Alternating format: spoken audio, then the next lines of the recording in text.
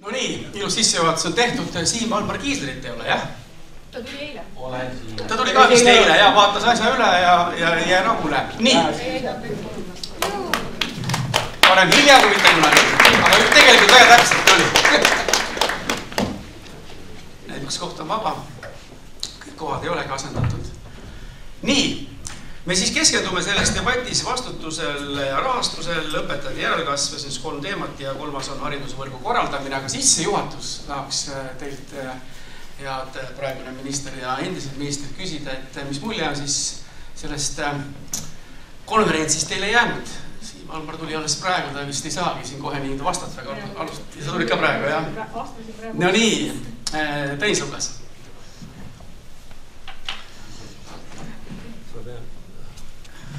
Aitäh korraldajatele. Mulje on umbes sama, millal see eelmine sarnane Ida-Virumaal oli. Umbes samad sõnumid, võib-olla natukene muutunud seltskond, aga mured on samad. Ja võib-olla reljeefsem on see vastutaja või siis ülesannete jaotuse otsimine. Ja mis on veel muutunud sõnumites, siin ministeerium on uue algatusega tulnud, seaduse muudatusega, seda on mõnel korral siin sõnastatud, et kas see lahendab näiteks alustavate õpetajate probleemi, midagi, siin on olnud siis nagu konkreetsemaid sõnumeid. Nii et me oleme ühtede asjade eest väljas, mulje on täpselt sama, mis oli aasta tagasi. Jaak Aaviksoo.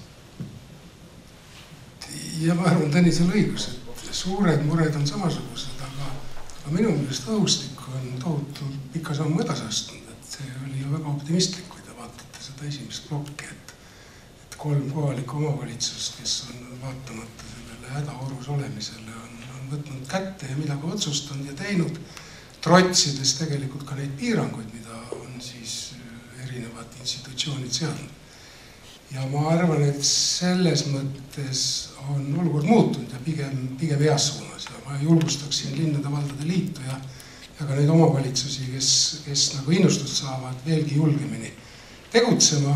Ja kui te tegutsete, siis ka selle pinnalt nõudma nendelt, kes peaksid lõpuks otsustama hakkama. Aitäh! Esiteks suur au on siin teie ees olla ja mina olin siin hommikust alates. Ja ma pean tunnistama, et ülisisukas, väga keeruline oli teha midagi muud, et väga sisukad ettekanded ja esinejad, nii et selles mõttes väga suur aitäh. Ma loodan, et siin saalis on tõesti inimesed, kes seda valdkonda arendavad, sest siin on kõlanud väga häid mõtteid. Võib-olla mõned asjad lihtsalt, mis ma omalt poolt lisaks siia nendesse teemadesse juurde. Jaak küll rääkis huvihariduse teema, mis võib-olla kõlas natukene vähem läbi. Me räägime täna palkadest, me tegelikult ei räägi huvihariduse õpetajate palkadest, mis on samamoodi ülikriitiline. Et võib-olla see on teema, mida veel siin lahata. Hästi murelik ja nägin seda ka ise ministri rollis olles usaldus riigi ja kohalike omavalitsuste vahel. Ja mul on tunne, et see usaldamatus suureneb. Ja see on küsimus, et kuidas kõiki neid probleeme lahendada, see kõlab ehk imalalt, aga koostöö on see võluvits tegelikult. Aga ma näen, et me liigume vastupidises suunas. Ja mida kaugemale ma täna lähen ministeeriumist karjääri mõttes, seda rohkem mulle tundub ja kajab vastu, et see ülereguleeritus.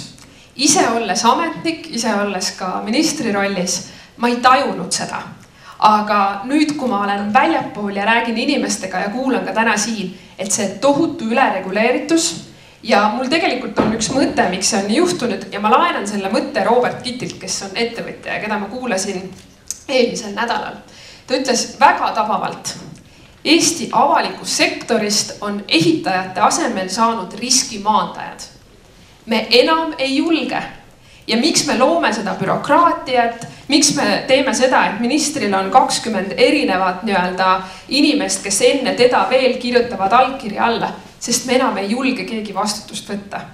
Ja see on tõsine küsimus, ka ise tihti tundsin seda, ükskõik mis teed hästi, ikka kritiseeritakse need halvasti, kritiseeritakse niikuinii, et me enam ühiskonnana ei julge teha mingeid otsuseid. Me oleme teinud süsteemid ülikeeruliseks ja ma arvan, et kui me ennem olime sellised kiired, väiksed ja tublid, siis nüüd me oleme jätkuvalt väiksed, aga me enam ei ole kiired. Nii et see on ka see, mis ma arvan ühel hetkel saab takistuseks ka siin valdkonnas. Nojah, mul tuleb ikka väga suur déjà vu. Aitäh, et kutsusite siia. Mina mitmel põhjusel tõenäoliselt, eks ju, olen olnud omavalitsustes, omavalitsusjuht, olen olnud Linnade Liidu tegevdirektor ja mõnel ministriametil ka, mis on seda kohalikku ja regionaalpoliitikat pidanud vastutama. Tuleb siis selline déjà vu tunne, tuletati ka meelde siin haldusreformi, eks ju.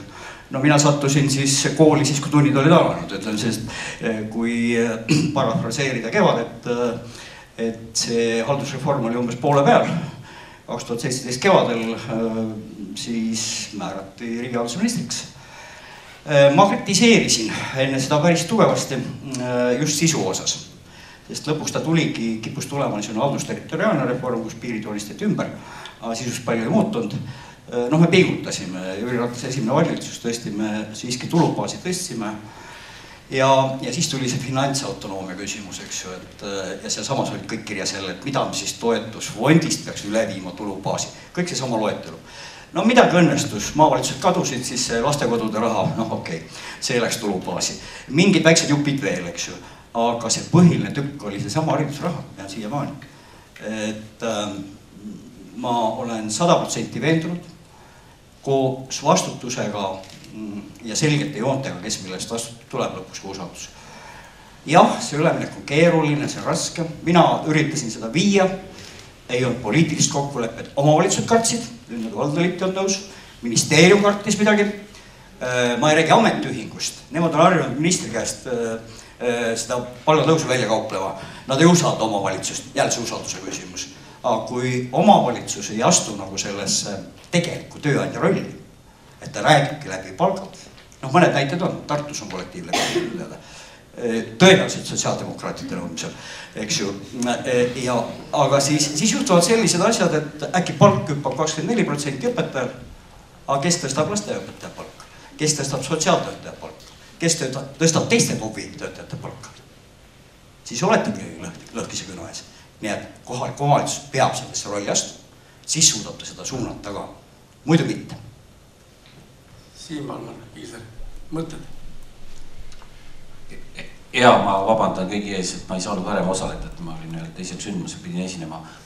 Jõudsin siia tõesti napilt, ka mõtted kõlavad tuttavad ka mulle, olles rohkem ei peaks nagu kohal konverentsil teada, mis tegelikult regionaalministrina töötanud ja ma ütleks Jaagu jutu jätkuks, et tegelikult on endiselt poole peal haldusreform, et omavalitsustele lubati, et kui olete suuremad, tugevamad, siis saate rohkem õigusi.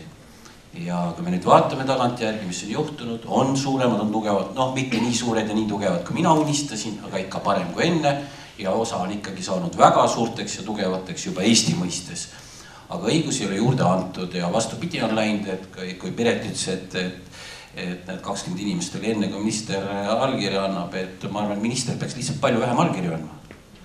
Et see ei ole ministri ülesanne, vaid see on koolipidaja ülesanne otsustada, palju õpetaja palka saab, palju on tema miinimumpalk, palju on tema maksimumpalk, palju üldse tema palk on, kas üks õpetaja saab 2 korda rohkem kui teine õpetaja. Seda kõike peaks otsustama koolipidaja, kelle vastutus see on. Ja minister peaks ennast sellest absoluutselt eemal hoidma, nii nagu see toimub Põhjamaades, andke see raha omavalitsustele, nad ise teevad, ise otsustavad, ise näevad koha peal, et ma olen kuidagi täiesti ära unustanud selle väga palju tsiteeritud põhimõttega, millest räägiti nii palju, kui me liitusime Euroopa Liiduga, selle subsidiaarsusprintsiibist, mäletate, igal pool räägiti. Et lähimuspõhimõte, et kõik otsused tuleb teha seal võimalikult lähedal sellele, keda see kõige rohkem puudutab. Ja kuhu me nüüd liikunud oleme täpselt vastupidises suunas, et võimalikult kaugele sellest Euroopa põhimõttest, et viime aga nii kauge selle otsustamisega võimalik. Las koolipidaja ise otsustab, jätke rahule, tühistage oma määrused ära, järgi ametiühingutega ka nii palju suhelda, tuleb kasustada. aitäh. Krister Kallas, tegelikult konverentsi läbiv sõnum oli, et Eesti hariduse peamine probleem ei ole rahapuudus, vaid mõistliku hariduskorralduse puudumine. Mida selle kohta ütlete? Ma saan aru, see debatt oli sellel, et kelle käes on raha, kelle käes on vastutus ja see on, kuna meil on ta risti-rästi segamini, ma olen sellega täiesti nõus, et mingites momentides on kohalikul omavalitsusel vastutus, aga ei ole ressurssi, ressurss on riigi käes ja mingites hetkedes on vastutus riigi käes, aga ressurss on kohalike omavalitsuste käes, ehk siis, et ta on risti-rästi segamini. Nüüd kevadel, kui meil oli uue koalitsiooni kokkuleppe sõlmimine, siis me seal jõudsime kahe koalitsioonipartneri vahel väga põhimõttelisele kokkuleppele, et me viime põhihariduse ulatuses kõik rahalised vahendid kohaliku omavalitsuse tulubaasi. Me jagasime selle 8 etapiks, et me esimese etapina viiksime üle kõik haridustoetused, mis ei ole õpetaja palk. See on päris suur summa, 190 miljonit, mis oleks vaja kohalike omavalitsuse tulubaasi riigieelarvest üle viia. Aga seal meil igal juhul minul jäi sellest kohtumisest ELVL-iga koalitsioonilepingu läbirääkimistel see tunne, et te väga sellesse nagu positiivselt ei suhtunud, et olite väga ettevaatlikud, et aga me praegu ikkagi selle sammuga liigume edasi, et see 90 miljonit, mis meil täna on haridustoetuses riigieelarves, et see kanda üle kohalike omavalitsuste tulubaasi ära. Ja järgmine etapp sealt oleks õpetajate palgaraha ülekandmine kohalike omavalitsuse tulubaasi. Ja siis sellega siis teine samm sealt vastu on siis vastutuse selginemine ka seaduses, et gümnaasiumiastme vastutus on riigil, põhikooli astme vastutus on koolipidajal ja need rahad peaksid olema, või kohalikul omavalitsusel need rahad peaksid olema õiges kohas. Täna nad ei ole lihtsalt seal, kus on vastutus ja ressurss ja vastutus ei ole ühes kohas. Aga mis te arvate, kas Eesti vajab täna uut haridusseadus, siin kõlas see konverentsil see mõttega? Ma ei oska seda debatti pidada praegu, kui keegi oskab täpsustada, mis see uue haridusseaduse vajaduse alus oli. See haridusseadus on meil vastu võetud enne põhiseadust ja ta on kantud tegelikult niisugusest administratiivriigi põhimõttest. 92 märts ja põhiseadus tuli hiljem. Ma ei hakka üldse pikalt rääkima, aga lugege hariduse definitsiooni. See on täiesti riigihariduse definitsioon. Ja kõik ülesehitus ja vastutus ja seal on terve rida strateegilisi, kontseptuaalseid küsimusi. Sellega seoses ma selle tõstatasin. Kui see nii on, siis kui see tunnetus on, et see vajab olulist nagu kontseptuaalset värskendust, siis ma arvan, et see tuleks nagu ära teha. Me oleme liikunud haridusseadustikus hoopis teises suunas. Ehk siis me oleme hariduse astme kaupa seaduste tasandil ära jaotanud, et meil on alushariduse seadus, meil on praegu enda põhikooli gümnaasiumi seadus, aga see läheb nii-öelda keskharidusseaduseks. Ja siis on kõrgharidusseaduseks, siis ta ei ole mitte enam kooli institutsioonide kaupa seadused, vaid nad on haridusastmete kaupa seadused. Et meil on jäänud, me oleme kõrgharidusseadus ära teinud, alushariduse seadus ära teinud ja praegu me oleme siis selle üldise keskharidusseaduse väljatöötamisfaasis. No meie ettekandjad siin andsid ka ju tegelikult soovitusi riigile ja selge vastutusjaotus siin kõlas läbi, siin juba teie vastustes kõlas see ka läbi, et anda siis põhihariduse korraldamine täies mahus KOV-ide vastutusele koos reaalse finantsautonoomiaga ja tuues siis haridustoetuse raha KOV-i tulubaasi. Nagu teeme ära siis, Tõnis Lukas, mis te arvate? No võib-olla korras. No jah, mulle meeldis väga see Siim Valmari öeldu, et subsidiaarsuse printsiip, et me kõik ju toetame seda, et otsused tuleb langetada võimalikult lähedal. Ja see võib viia selleni ja võib-olla ideaal olekski see, kui iga õpetaja ise määrab endale palga ja vastutab selle eest, kui see liiga madal on. Ma arvan, et sümboolne on tegelikult see, et meil on siin haridus- ja teadusministri endised ja regionaalministrid, sest see tegelikult põimibki, loomulikult kuna on omavalitsuste väljal see teema, aga see tegelikult need probleemid, ühtepidi paneb nad puntrasse, mis haridusvaldkonnas on, et nad on paljuski regionaalpoliitilised ka ja teistpidi annab siis lahenduse, et me peame vaatama ka paljuski haridusteemade lahendused on regionaalpoliitilised ja vastupidi, poliitilised lahendused sõltuvad paljuski sellest, mis on hariduskorraldus. Aga neid asju neid samme peab astuma koos. Ja võtta asi eraldi on väga loogiline mõelda. Mõnikümmend aastat tagasi ka üks väga tuntud poliitika hariduskorraldaja Riigikogus pidas loomulikuks, et palgad võiksidki olla väga erinevad. Tallinna õpetajatel on ju elu kallim, et peavad käima kohvikus, teatris ka ja raamatukaupluses tihti. Maal on lihtne, seal õpetaja kasvatab ise endale porgandi ja kapsa ja tal ei ole ka nii palju vaja.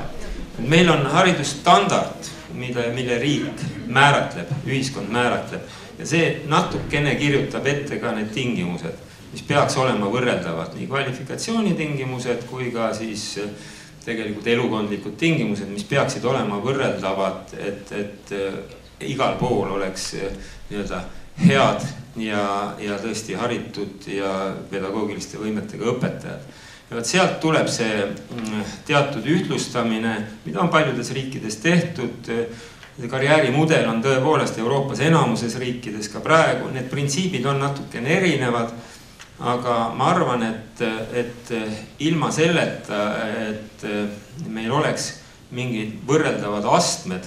Jah, ma olen nõus, et see ei peaks olema puhtalt selle kunstliku kutsestandardi kaudu nende portfooliote süsteemis liiga selline, liiga bürokraatlik ja neid võiks koha peal anda neid gradatsioone, aga ütleme siis karjäärimudel on ka, võib öelda, ülikoolides on olemas erinevad tasemed, mis õppejõude nende palgavõimalusi määratlevad.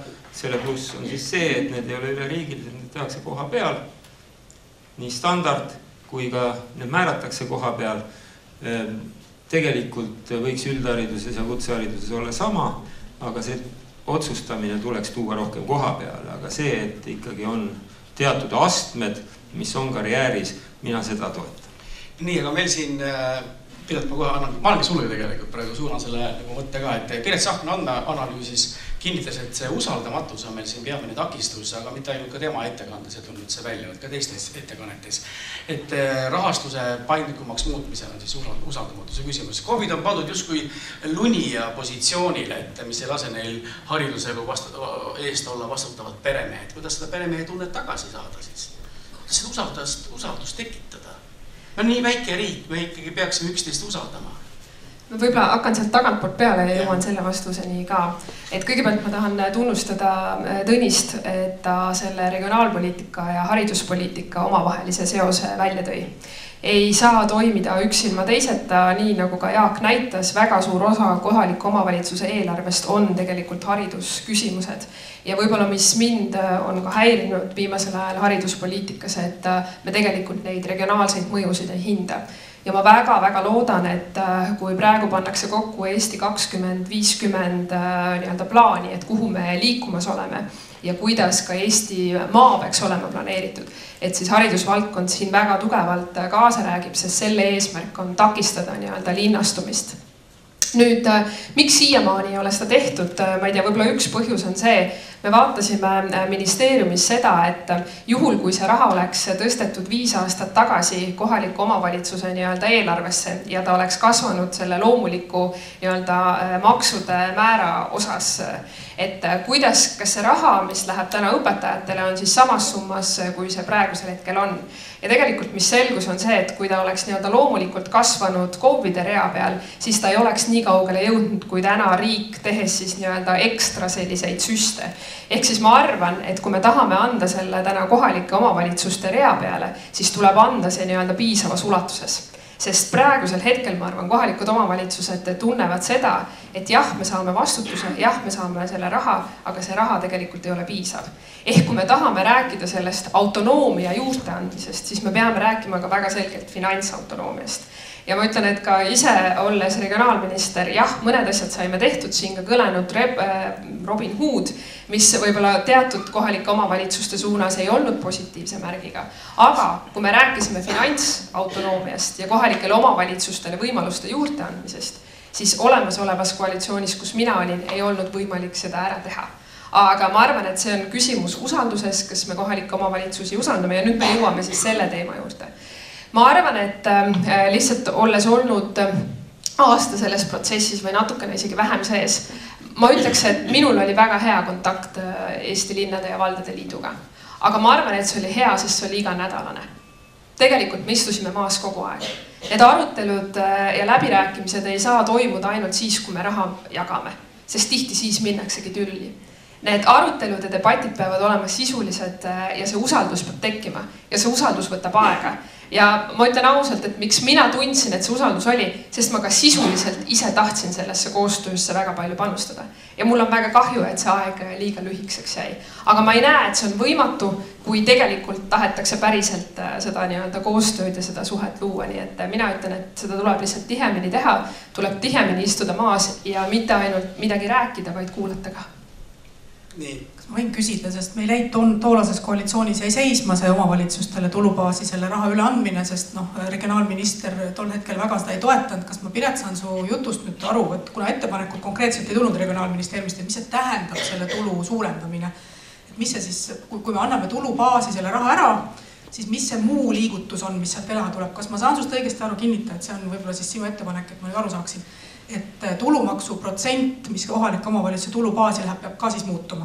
Kas see on see, mis teie ettepanek on? Sest tookord ühtegi ettepanekut ei kõlanud peale selle, et me ei ole nõus, et selle tulubaasi ära andmisega. Et sinna ta jäi ja täna me oleme sellega püüdnud edasi liikuda, et me saame ikkagi regionaalministeeriumilt mingid ettepanekud, mis moodi me ta sinna tulubaasi ümber tõstame niimoodi, et tõepoolest, et see õpetajate palgaraha ja ka koolitoiduraha ja õpikute raha ja koolijuhtide raha ei jää kängu seal selle kasvuga. Et mul on lihtsalt konkreetset ettepanekut, ei ole me küll kuulnud. Ma nüüd seda küll ei saa öelda, Kristine, et me ei olnud nõus. Ma lihtsalt praegu arutlen ka selle üle, et miks on siiamaani jäänud tegemata. Jah, kui ta oleks olnud selles nii-öelda selle tulumaksu rea peal, ehk siis selles KOV eelarves, siis lihtsalt selle loomuliku tõusuga ei oleks see jõudnud eelneva 5 aasta jooksul nii kaugele, kui see praegu jõuab. See on üks ettepanek tõsta ka seda tulumaksu määra, mis kohalikele omavalitsustele läheb. Aga teine ettepanek on see, et võib-olla seda raha üleandes peaks olema see, et seda oleks ka piisavalt. Mitte täna, mida me oleme väga pika päeva jooksul kuulnud, et õpetajatel ei ole piisavalt palgaraha ja selles süsteemis ei ole piisavalt raha, kuigi Jaak ütles, et on, aga seda me ei ole lihtsalt mõistlikult kasutanud. Aga ma ütleks, et raha puhul, mis puudutab õpetajate palkasid ja tasusid, täna ma ei saa ikkagi öelda, et see on piisavalt. Nii, debatt läks nüüd täiega käima, Jaak Aavis. Ma tahtsin öelda, et päris kindlasti ei saa seda teha tulumaksu protsendiga, et seda võib teil iga üks, kes finants on kokku liitnud ja lahutanud öelda, et siis Tallinn ja kuulutused vallad neelavad kõik selle raha ära. Et selle taha on ka suuresti jäänud, et seda mõistlikku mudelit ei ole leitud. Et see kahjuks ei saa olla selle protsendiga ja teiseks liiga tugevad need valemipõhised, mis siis loevad kokku mingisuguseid näitajaid, et see on mingi 10 parameetrit, mis on tähtis valem ja siis tuleb mingi tulemus välja, et seal on ka kahjuks poliitikat liiga palju sees. Et see peavad olema natuke üldisemad ja ütleme, kõige esimene kokkuleppe usalduse taastamiseks või ütleme usalduse teel edasi liikumiseks on see tõdemus, et meil tegelikult avaliku sektori kuludes kohaliku omavalitsuse osakaal SKP-st võrreldes keskvalitsuse osakaaluga on liiga väike.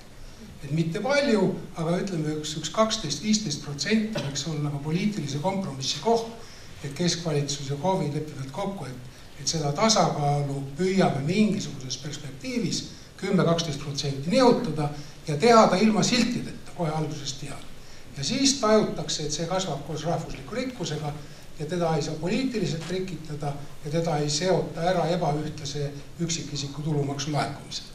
Ma annan Tõnis Lukasele nüüd ja siis on Jaak ja siis Valmar, jah? Nojah, ma arvan, et need muutused, millest siin on ka kõneletud, mille eeldused on praegu kuhjunud ja kui me läheme nüüd tõesti selles diskussioonis edasi, et näiteks gümnaasiumi tase on kõik vastutada otsast või algusest lõpuni riigi poolt ja siis määratlema ära vastavalt, et omavalitsusele jääb põhiharidus ja lasteaiandus, siis see juba võib tunduda väike muudatus, aga seal on paar põhimõttelist asja, mille see kaasa toob ja ka see vajab tegelikult riigi ressursside ümberjagamist, seda ei saa muidu teha. Ja see omakorda toob kaasa need põhimõtete muutmised, mis praegu on haridusseaduses, nii et tegelikult need asjad peaksid samal ajal kindlasti käima. mis puudutab garantii andmist omavalitsustele, et summad tõusevad, üldiselt me oleme näinud, et ükskõik mida teeb ka isegi SKT prognoos, lõpuks on ikkagi laekumised päris head. Et tegelikult on maksulaekumised riigis ka kogu aeg tõusnud, nii et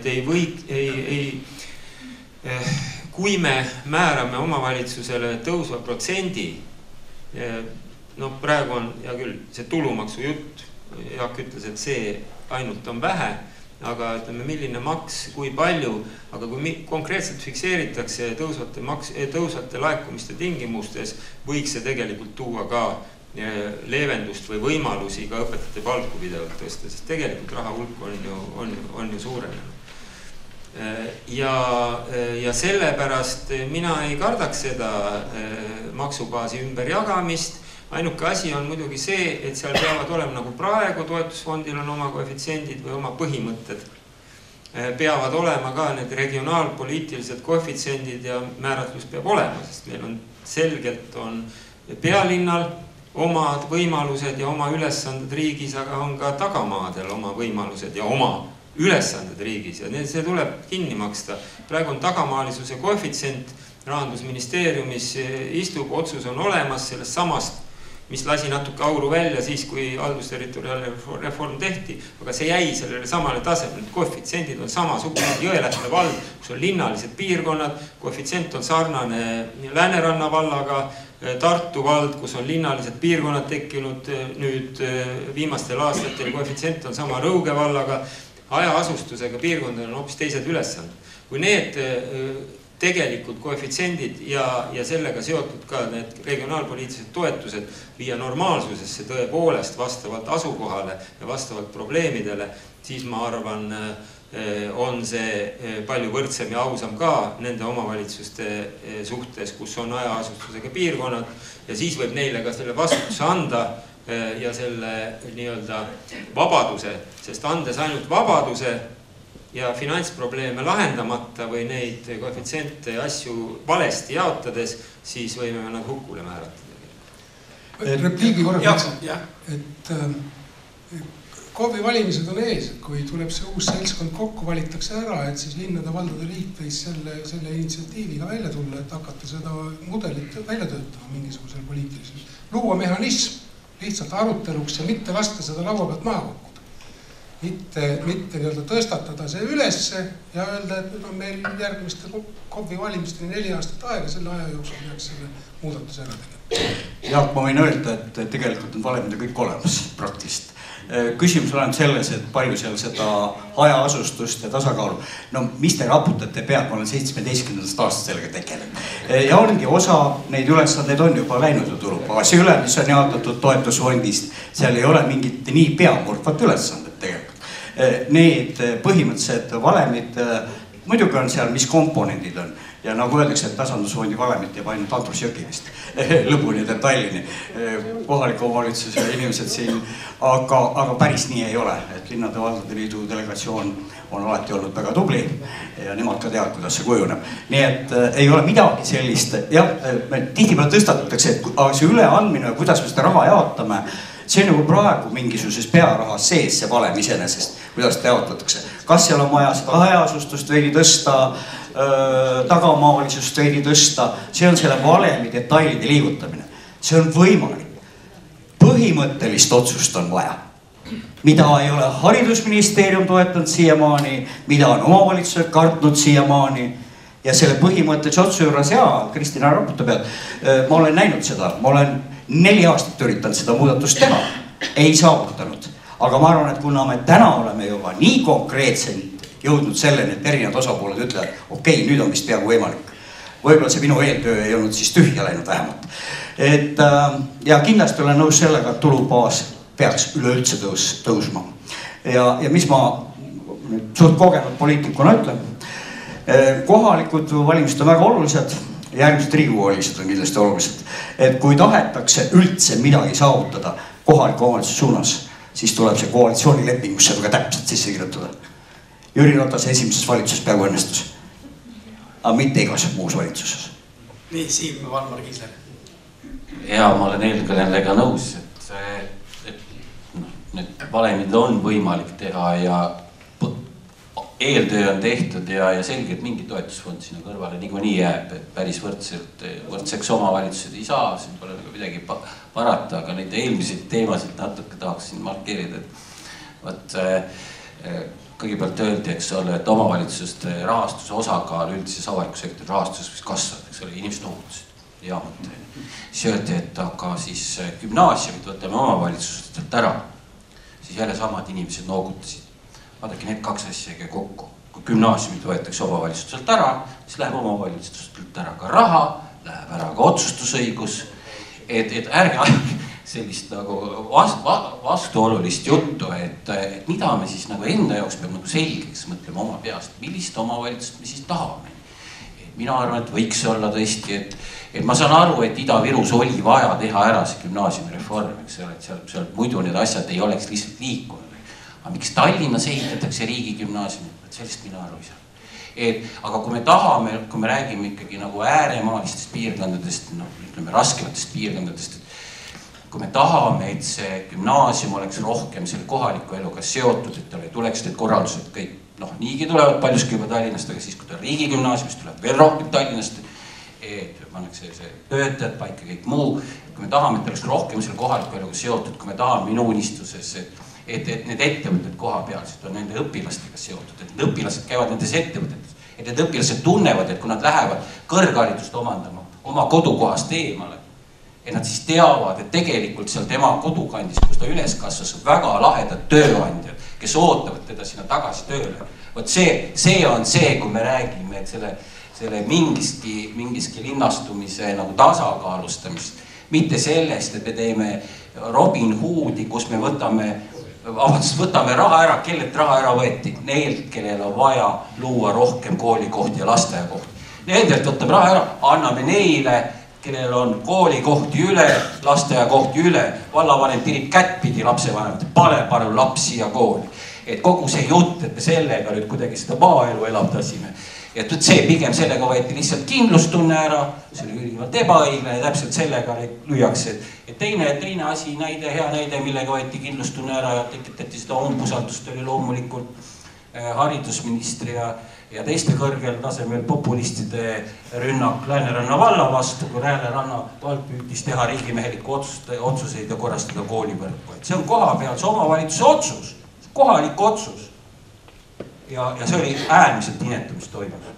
Kristjan Kallas, mida ütlete selle peale? Kas ma saan repliigi teha ikkagi selle raha viimisel põhihariduse eest kohaliku omavalitsuse tulubaasi? Ja meil on olemas toetusfondis valem Jaak ja kui me täna selle toetusfondi raha jagame seal olemasoleva valemiga omavalitsustele ära, siis on kõik väga korras. Aga meil on ka tasandusfond. Aga las ma nüüd räägin palju lõpuni. Meil on tulubaas, kohalike omavalitsuste tulubaas, kuhu me selle raha üle anname, kus meil ei ole valemit, millega hakkaks see raha seal regionaalpoliitiliselt kasvama, on ju?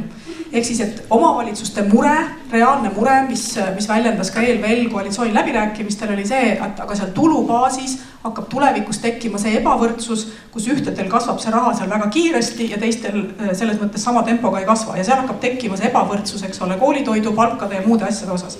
Ehk siis, et see mure ei ole mitte tasandusfondiga ega toetusfondiga, meie mure on tulubaasiga, see tulubaas, mida sotsiaaldemokraadid üritasid Robin Hoodiga, eks ole, ümber mängida seda valemit seal sees. See on see, mis tekitab omavalitsustes ebakindlust selle raha üleandmisel tulubaasi. Et kuidas see raha hakkab tulevikus käituma seal tulubaasis ja seal tekib ebavõrdsus sisse ja vot see on see murekoht, mida me üritame lahendada ja mina Jaagu ettepanekuga väga läheksin kaasa, et omavalitsused pärast kohalikke valimisi me võiksime ikkagi korra hakata tööle selle tulubaasi murega, sest mure on tegelikult ju selles, mitte toetusfondis ega tasandusfondis, et seal on valemid olemas, jagame selle järgi ära, aga see ei tähenda, et 10 aasta pärast me ei ole olukorras, kus Setomaa vallal ja Tallinna linnal on kardinaalselt erinev tulu selle haridussüsteemi ülevalpidamiseks, kardinaalselt erinev tulu ja seda ebavõrdsust ei saa sinna lihtsalt sisse lasta. Hea küll. Et selles mõttes on Kristina sul õigus, et see on üks hirmudest.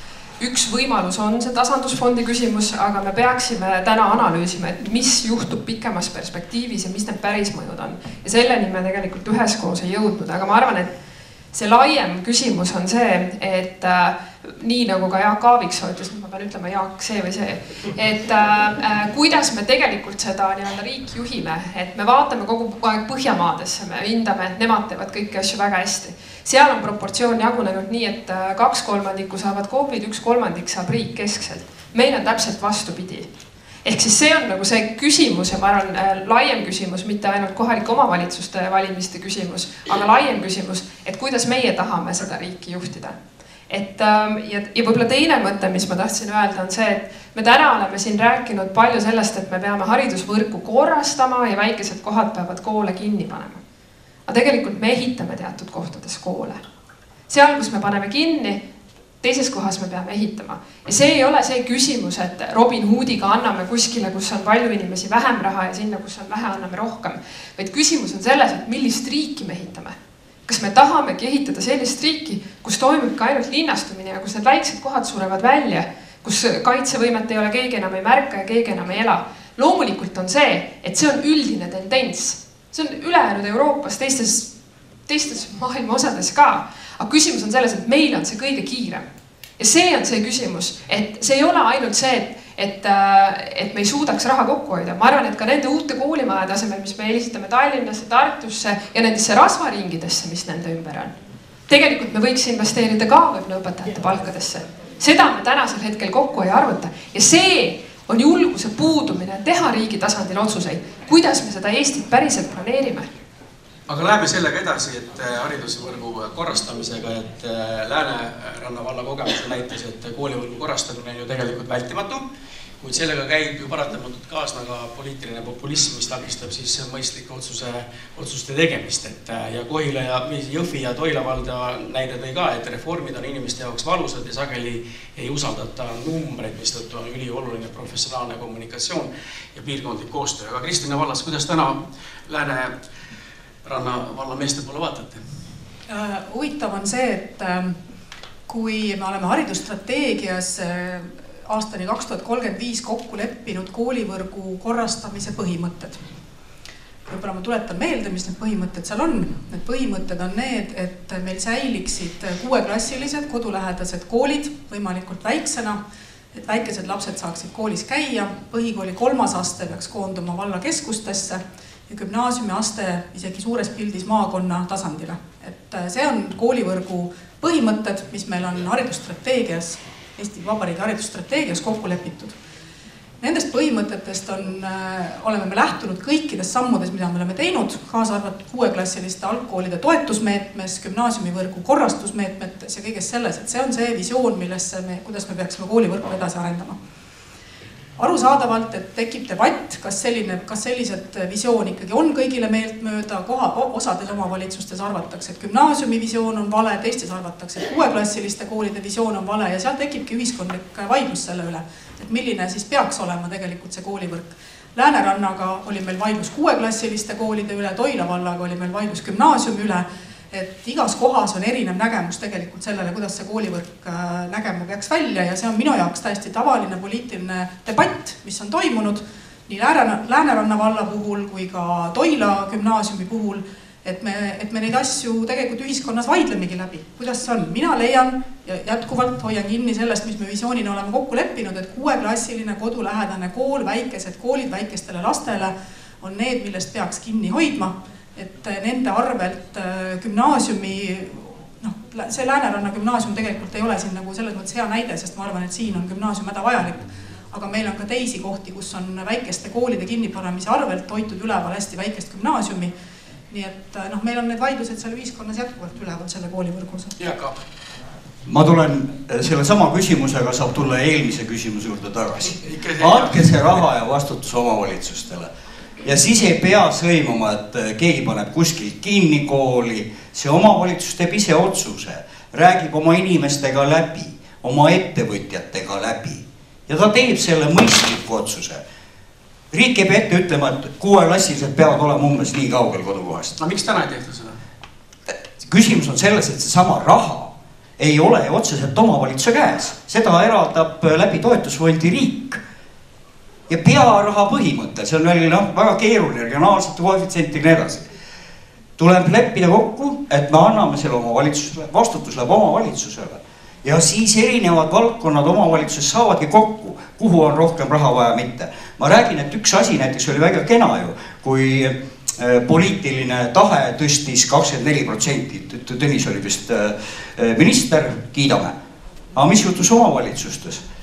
Ka lasteaiaõpetajad tahtsid 24%, ka teised tahtsid, oli inflatsiooniline periood tõesti, kiidan, et seda õpetajate palk tõusis.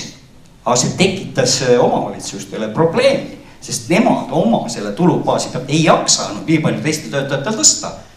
Nägite ju palju sel aastal just suurenes siis omavalitsuste osa ka õpetajate palgas, siin toodi numbritena see ära.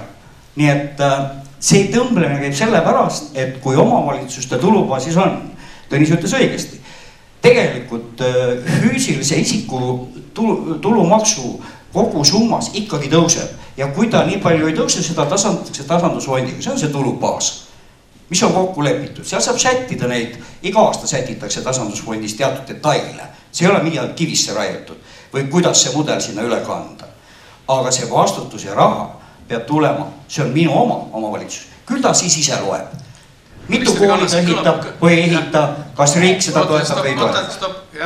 Ütlen, et tore on sotsid ka sellega nüüd kaasa tulnud on, sest eelmises valitsuses me seda teha ei saanud. Tõnis Lukas. Nojah, mina olen mõelnud ikkagi haridusvaldkonna ja õpetajate järelkasvu peale. Muide, kui siin on muresid, siis leevendus tuleb varsti. Õpetajate puudusele leevendus tuleb varsti. 2 aastat on meil olnud katastroofiline sündimuse langus. 5 aasta pärast on see koolis, 14 aasta pärast on läbi põhikooli. Olge rahulikud, et kui keegi seda leevendust ootab, see leevendus on praktiliselt kohe tulemas. Aga mis puudutab seda, et haridusse ikkagi ütleme, ja õpetajaks õppima inimesed läheksid, see üldine kuvand ja mingi palgastandard, mis vastaks sellele kvalifikatsiooni nõudele ja sellele standardile, kui palju inimesed õpivad ja nii edasi. Et see käima tõmmata, siis see alammäära, ma räägin praegu ühest alammäärast, ma ei räägi praegu astmetest, kuigi on olnud see aeg ka, kui astmete kaupa olid alammäära. Siis see on tegelikult tõmmanud haridustöötajate palgad kaasa, jah, läbi KOV-i hädade, tegelikult ka lasteaednike palgad huviharidusega, kui seda ei oleks olnud, kui seda mootorit, mis on pannud tõusma, kõik teised palgad ei oleks olnud tsentraliseeritud, siis oleks see meil ebaühtlus olnud praegu ja ka tegelikult hariduse või õppe ebaühtlus olnud praegu riigis päris suur. Nii et selles mõttes on see käivitav vastutus, see on poliitiline küsimus. Kui seda ei oleks olnud, ma ütlen, õpetajate palgad oleks osas piirkondades olnud praegu märkimisväärselt madalamad kui nüüd, kui see mootor, palgatõusu mootor üle riigil on olemas. Ma ei ole selle vastu, et anda kogu vastutus omavalitsusele, aga ma ütlen seda, et see palgatõusu mootor üle riigil on seni ennast õigustanud. Mis puudutab neid otsuseid, mida Lääneranna vallas tehti, jah, see ilmneb nüüd 4 tükist kokku pandud vallas, kas need olid õigustatud mitte. Meil on enne ka olnud valdu siin Saare ja Voore koolid olid võrdsed, tehti üks kool, selgus, et suur osa lapsi läks hoopis teise omavalitsusse. Meil on niisuguseid piirkondi, kus see, kuidas siis käituvad need vanemad, kas need lapsed jäävad kõik sinna omavalitsusse või tuleb teha siin hoopis teine rehkendus pärast niisuguseid kohalikke haridusvõrgu korraldusi, see ongi omavalitsuse risk, omavalitsuse volikogu need asjad teeb. Aga kõiki asju alati ei ole suudetud ette mõelda, ega paremat tasandit otsustamiseks ka loomulikult ei ole. Aga kui oleks näiteks riigi see väikeste koolide toetus või riigi poliitika ka 6-klassiliste suhtes olnud selgem ja need põhimõtteliselt selgemad, ei oleks see üleminek sellel aastal ka nii valuline olnud. Sest omavalitsus oleks saanud rakendada neid ja lubada ja arvestada nende tõusvate rahadega, mis väiksematele koolidele riigi poolt toetusfondist läksid, või mitte toetusfondist selles mõttes, aga sellest konkreetsest eraldatud reservist läksid, oleks saanud need otsused teha mitte nii valulikult. Ei, mina ei olnud siis minister, kui te seda tegite, seda mehhanismi. Jaak Aaviksoo. Et minu meelest see riiklik sekkumine sellesse Lääneranna kohaliku omavalitsuse tarka otsusesse oli kantud suurest südamest, aga tarkuse poolest jäi ikka kõvasti puudu. Et see kahjuks väga paljusid kohalikke omavalitsusi hoidis tagasi mõistlike otsuste langetamiseks ja võimestas destruktiivseid jõudusid, kes kitsastes huvides avalikud laiemad huvid tegelikult tagaplaanile lükkavad. Et see minu meelest oli kahetsusväärne. Aga Tõnisele, et mõtleme natuke, ütleme, me räägime arstidest ja õpetajatest. Et kuidas arstide palgaprobleem, mis on suures osas lahenenud, kuidas see lahenes, kas ühtsete riiklike standarditega ja karjäärimudelitega lahenes see niimoodi? Ei lahenenud niimoodi, lahenes väga selgelt. Oli väga suur arstide puudus, läksid Soome tööle ja lõpuks tööandjad ja haigekassa olid sunnitud kokku leppima. Ja ongi kogu lugu. Ei mingeid talgusid, ei mingeid ajurünnakuid, mõttetuid kompromisse, riiklikke karjäärimudeleid, redeleid ega tabeleid, rääkimata tarifikatsioonist. Ei ole vaja. Tegelikus elus langetatakse otsused siis, kui neid on vaja langetada. Ja ma arvan, et haridusega on täpselt sama lugu. Ühel hetkel, kui me seda vaidlust jätkame, lihtsalt olukord läheb seni kaua hullemaks, kuni need inimesed, kes otsustada ei suuda, pühitakse minema. Ja siis tulevad inimesed, kes suudavad otsustada ja siis hakkab elu minema jälle paremaks. Jaak, ma pean ikkagi repliigina ütlema, et arstide probleem lahenes pärast 2012. aasta streiki läbi kollektiivlepingute, kus väga tarifitseeritult on kirjas, mitu tundi arst mitme sendi eest sellest tunnist töötab. Ehk siis, et ta on äärmiselt tarifitseeritud süsteem, kus oluliselt tarifitseeritum, kui on õpetajate süsteem. Nii et kollektiivleping on see, mis on arstide palgaralli, ma isegi nimetaksin seda palgaralliks, tegelikult tekitanud, sellepärast, et kui tuli koroona ja oli vaja oluliselt rohkem töötunde teha, siis see sama kollektiivleping andis neile meeletu palgatõusu, sest iga sekund oli selles kollektiivlepingus ära tarifitseeritud. Piret Arp, ma looleta selle poolt, et mida ütles Jaak Aaviksoo, et tulevad uued inimesed ja pühivad laua pealt kõik asjad ära ja hakkavad uut moodi tegema. Alati tulevad uued inimesed lõpuks varem või hiljem. Ma arvan, et on oluline ka arvestada seda kogemust, mis on eelnevalt, aga ma arvan, et vahel peab olema riski julgust ka teha asju uut moodi, sest ma arvan, et me oleme Eestina olnud edukad sellepärast, et me oleme teistmoodi ja me ei ole alati võib-olla reeglitest kinni pidanud. Mis ma lihtsalt kommenteerida korra tahtsin seda koolide temaatikat ja riigi sekkumist. Vahel seda riigi sekkumist on vaja ka. Ma ei tea, kas siin Lääneranna vallas loomulikult ükskõik, mis nurgast sa vaatad, see nurk on hästi erinev. Samas mina tulen väikesest kohast Lüganuselt, kus tegelikult tänu Tõnisele jäi kool alles ja riigi sekkumisele. Ja ma arvan, et tänu Kristinale jäid väga paljud koolid muutusid Ida-Virumaal eestimeelseks. Ilma riigi sekkumiseta ei oleks seda juhtunud, kui me oleksime lootnud, et koha peal seda tehakse. Mõnes asjas ma olen Kristinaga vastusarvamusel ka sellest näiteks, mis meil koalitsioonis juhtub. Vahel kuulad, et mida kõik sotsid tegid või teinud, tundub, et me olime peaministrid. Mitte Reformierakond, sellepärast, et nii palju omistatakse meile. Aga teema, mis mulle väga tänasest päevast jäi, kui rääkida õpetajate jätkusuutlikkusest, oli tegelikult mõte, mida Urve välja ütles. Et mõned aastad tagasi tegelikult koos Kristinaga lõime eesti keele majasid. Ja mõtlesime ka, et kuidas saada eesti keele õpetajaid, sellepärast, et neid on ülivähe ja seda enam, kui meile tulid Ukrainast inimesed, keda tuli kiiresti aidata, need kriisid ja väljakutsed olid juba siis. Ja mina ütlesin ühe haridusministeeriumi kolleegiga rääkides, et aga õpetame neid nii, et nad asuvad kohe tööle. Et alguses nad teevad väiksemaid ülesandeid ja siis nad hakkavad võtma suuremat vastutust. See inimene sealt spetsialist haridusministeeriumist ütles, ma nime ei ütle, hei Piret, sina ei tea haridusest mitte midagi, see ei toimi. Aga ma arvan, et ka Kristina tegelikult julgustas ja täpselt seda mudelit me rakendasime. Me võtsime õpetajad, kes ei olnud kõik varem õpetajad olnud, nad asusid õppima, asusid väikselt seda õpetaja rolli täitma ja nad tulid ka Narva. Ja väga suur osa, vähemalt mõni aasta tagasi, olid need õpetajad seal, keda me võtsime. Sellepärast, et keskkond oli hea, juht oli hea ja nad tulid maailma muutma. ja täna me oleme, minu ämm ja äi on ka õpetajad ja nemad ütlevad samamoodi või olid õpetajad. Et küsimus ei ole palgas, vaid tihti ka selles stressis. Ja me kuidagi eeldame seda, et kui sa oled õpetaja, siis sa oled terve elu õpetaja. Aga mulle väga meeldis see Urve näide, et paljud võib-olla siseneksid alles siis, kui nad ei ole enam 40-ndates, 50-ndates, aga tegelikult neil on siis juba piisavat kogemust. Et kuidas me saaksime luua ka seda paindlikkust ja ei eeldaks seda, et inimene peab terve elu selles valdkonnas olema. Et ma arvan, et me saaksime palju mitmekesisemaid õpetajaid oma klassides ette. Loomulikult ma ei ole sellega nõus, et ei pea õppima. Muidugi peab õppima. Sul peavad olema teadmised psühholoogiast, sellest ainest endast ja nii edasi. Nii targad, kui minu ämm ja äi on, ma ei ole varem näinud. Aga me peaksime mõtlema, sest tulevik enam ei ole selline, nagu oli minevik ja seda paindlikkust peab tulema juurde. No nii, ma siiski läheks kolmanda teema juurde, sest me võimegi sellele teemale jääda siin praegu keskenduma. Vaatasin ka Lääneranna meeste nagu nägusid, kui te nendest rääkisite, mida nemad küll võivad praegu sees tunda. Aga noh, nii on. Kuidas? Aga ma arvan, te võtsite sõna enne, aga põhimõtteliselt on meil seisukoht teada.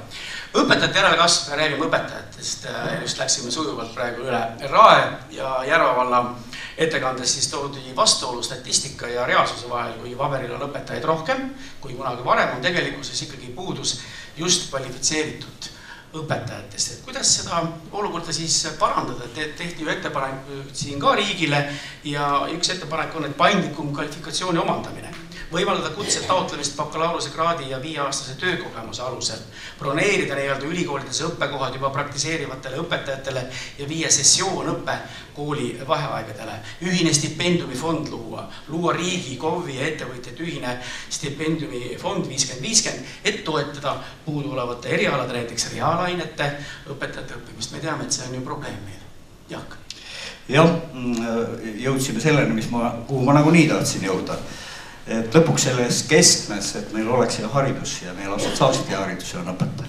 See korraldus, rahastamine, see toetab, õpetajate väärtustamine toetab, aga ma ei tea, kuidas me oleme jõudnud selleni. Näiteks, ma olen hariduselt õpetaja, ma olen töötanud huvijuhina, õppealajuhatajana, peaaegu direktorina koolis, aga praegu ma lähen kooli, ma ei ole kvalifitseeritud õpetaja. Ma pean enne tegema ära selle kutse standardi, ühesõnaga mingi täiendava bürokraatia ja alles siis ma olen kvalifitseeritud õpetaja kooli jaoks meie praeguste reeglite järgi. No kui see ei ole jabur, mis siis veel jabur on? Me räägime, et kuskilt teiselt alalt soodustada, nagu Urvegi rääkis, et saaks minna ja siin ei teebeldata kvalifitseerimata õpetajaks, keda on väga palju, mille eest ministeerium määras sunniraha Järva vallale, kuna seal olevat protsent eriti kõrge, hindamata selle õppe sisu. Ma arvan, et see sama teatud tobedad nõuded või ülepõli nõuded, mis pidurdavad selle ükskõik kelle tegelikult minekut kooli, pigem võiks seda toetada, erineval eluastmel, ma räägin oma näitest, tundub mulle täiesti jabur ausalt öelda. Ma leian need mõned metoodikaõpikud ja vaatan, mis seal muutunud vahepeal on, ausalt öelda need käsiraamatut, nagu sa räägid, Urve. Ja mulle ei võta see mitu aastat aega, ma ei pea seda nii palju õppima. Ja suudan õpetada koolis küll, ma arvan. Et see ongi see põhisisu. Plus kõik muu bürokraatia, mis ka õpetajad tapab. Erinevad asjad, mis ta peab täitma EHIS-es, siis veel kuskil ja ühesõnaga ja see on rohkem selle raskest elust. Kui kontakttunni peal. Siim Valmar Kiisel. Ja Jaak rääkis väga palju õiget juttu ära, et Jaak, sa võid seda siis isegi need kutsed saada, vaata staaži sa ikka ei saa. Seda sulle ikkagi ei teki. Et see tore ühtlustamine, millest Tõnis siin rääkis, see ühtlustamine viib alati ebaefektiivsuseni.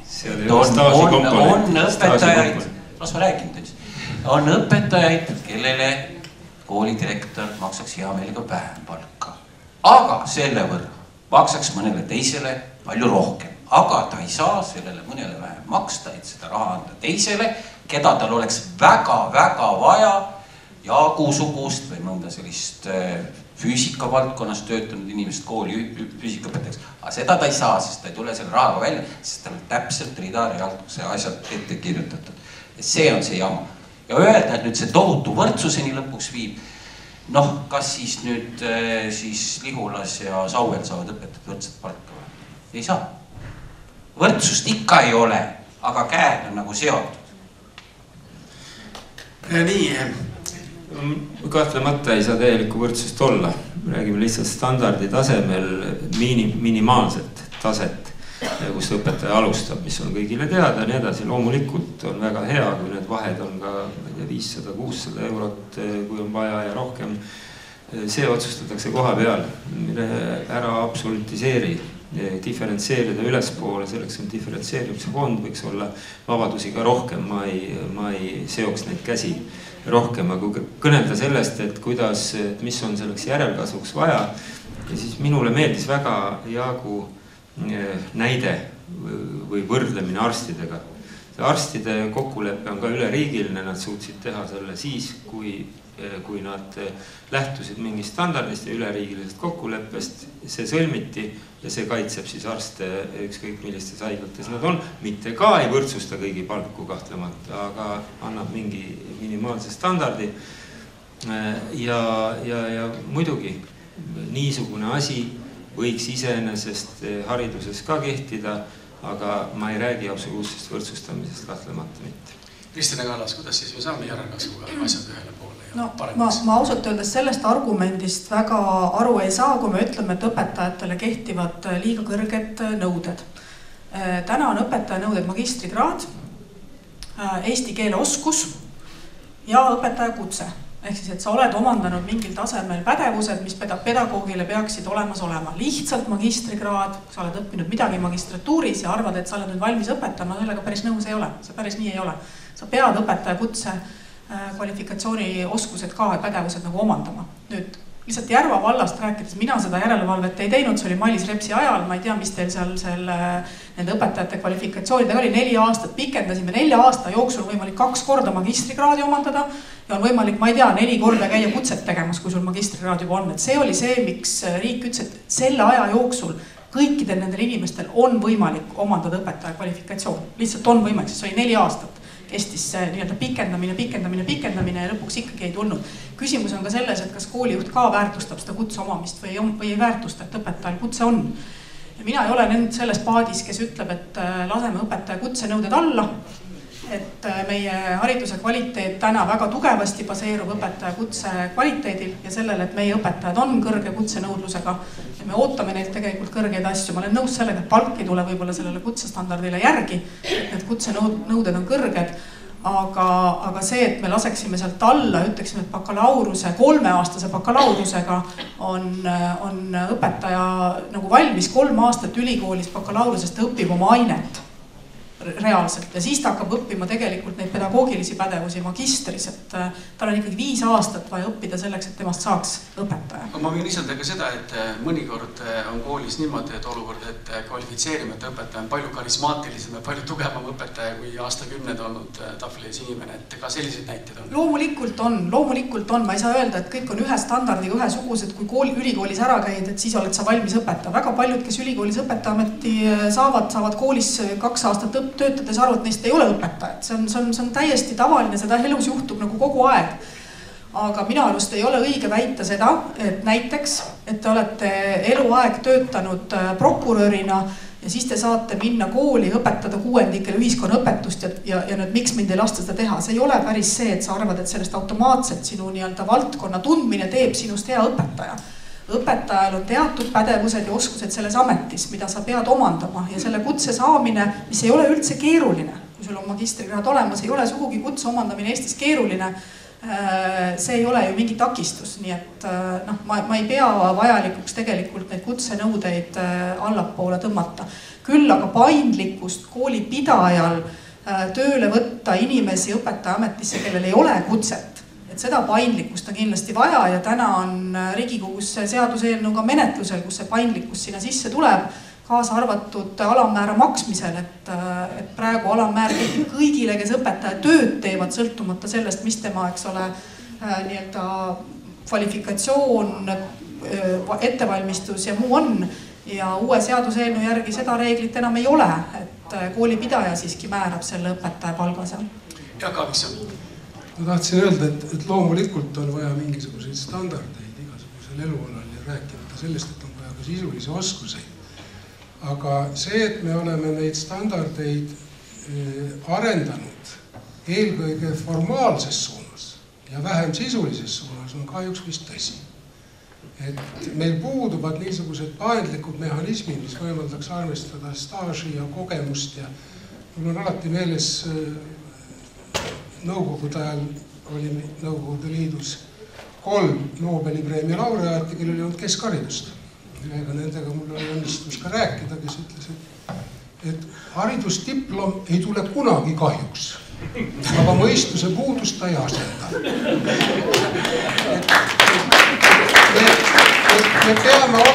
Me peame olema mõistlikud ka nende standardite rakendamisel ja eriti inimesed, kellel on pikaajaline elukogemus mingis valdkonnas, eriti juhtimisvaldkonnas, kus on kommunikatiivseid kompetentse arendatakse kohati väga efektiivselt ja paremini võib-olla kui mõnel õpetajal, kellel kõik paberid korras on, et neil peab paindlikkust üles näitama.